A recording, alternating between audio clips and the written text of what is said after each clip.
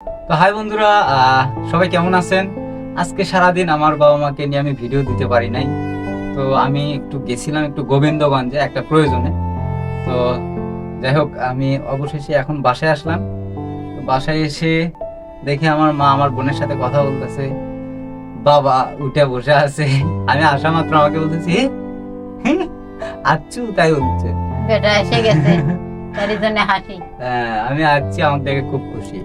ও বাবা, তাহলে সারাদিন কি করলা আজকে? সারাদিন শুয়ে আছিলা? আমি কুটি গেছিলাম কত গোবিন্দগঞ্জ আমি গোবিন্দগঞ্জে গেছিলাম। আমার কথা কও নাই মায়েক? কি করছো মায়েক? কোন কোটি গেলে আসবে না কে?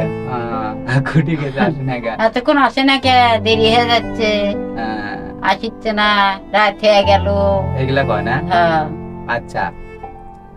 আর আমার মায়ের শরীর এখন একটু মোটামুটি ভালো আছে। মায়ের শরীর এখন কেমন আছে? ভালো, এখন ভালো হচ্ছে। এখন আর গা মাথা ঘুরে? খুব কম। খুব কম। ওদের প্রেশার হাই হয়েছিল, ওষুধ খাওয়াছি, ডাক্তারের কাছে নিয়ে গেছিলাম, ডাক্তার দেখালাম। বাবারও এখন আজীবন ওষুধ খাওয়া লাগবে, আমার মায়েরও আজীবন ওষুধ খাওয়া লাগবে। মানে এখন আমার ওষুধের ডিপু নিয়ে আসা লাগবে, ঠিক আছে? মানে এরকম একটা অবস্থা। আমারও খাওয়া নেই, আর বাপেরও খাওয়া নেই। তো যাই হোক, কি আর করার। তো আসলে সত্যি কথা বলতে, আমি আজকে একটা কথা বলি। আমি তো কাজ করি, কাজের ফাঁকে ফাঁকে ফেসবুকে ভিডিও আপলোড করি। তো আমার মনের কথা আমি একটা বলি আপনাদের কাছে।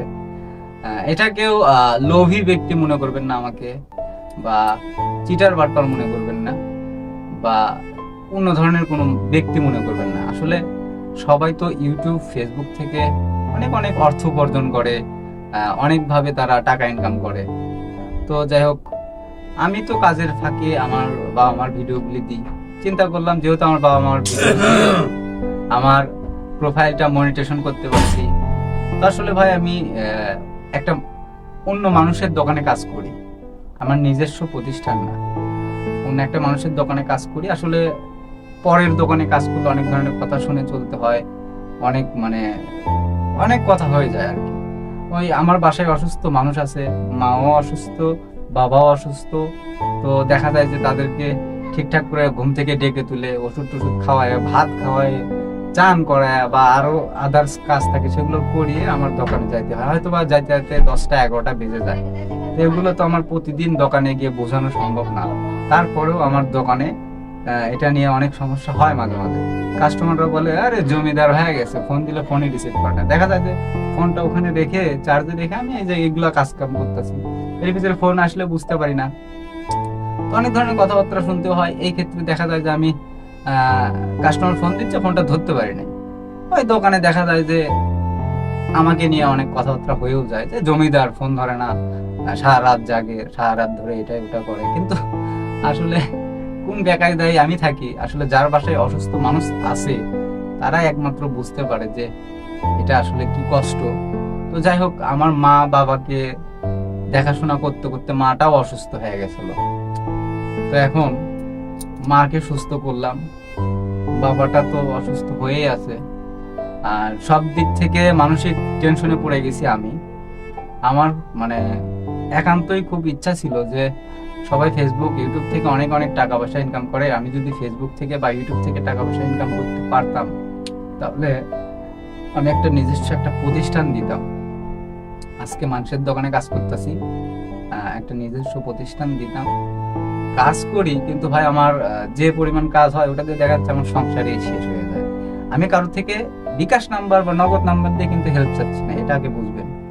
তো আমি চিন্তা করছিলাম, যেহেতু মনিটেশন হয়েছে, টাকা তো আসবে।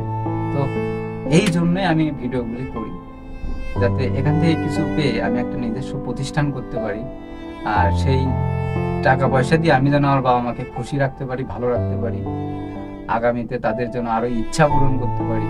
তো এটাই, এই জন্য আমি শুধুমাত্র আপনাদেরকে বলবো, আমার ভিডিওগুলি পুরোপুরি দেখবেন, আর ভিডিওগুলি একটু শেয়ার করবেন। আর যারা ফলো দেননি একটু ফলো দিবেন। মানে আপনাদের দ্বারাই আমার এটুকু উপকার অন্তত হবে।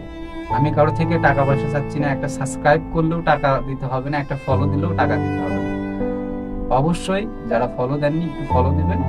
আর ইউটিউব চ্যানেল থেকে যারা দেখছেন, তারা আমার এই ইউটিউব চ্যানেলটি সাবস্ক্রাইব করবেন। তো তো ভালো থাকবেন সবাই। অনেক কথা বলে ফেলাইলাম, আমার বাবা মার কথার থেকে আমার কথাটাই বেশি হয়ে গেল, ভিডিওটাও অনেক লং হয়ে গেছে।